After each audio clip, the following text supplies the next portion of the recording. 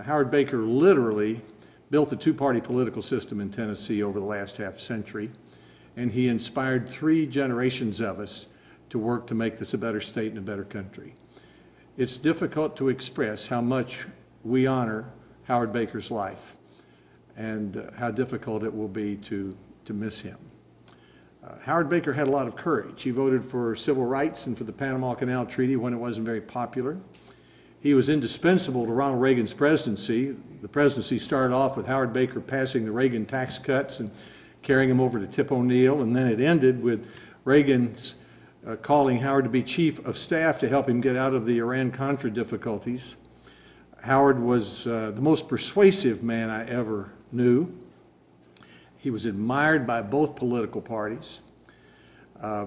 He was once named in a poll in the 1980s as the most admired senator by Democrats and by Republicans. And former Senator Dan Quayle once said, "There's Howard Baker, and then there's the rest of us senators." He was a pioneer. He stuck his neck out. I remember standing with him in this airport. I was wet behind the ears just out of law school, and I'd volunteered for his campaign for the Senate in 1966, and he boldly announced that he would win by 100,000 votes a week before the election, and I was embarrassed because it was such an outlandish prediction. And a week later, it turned out to be true.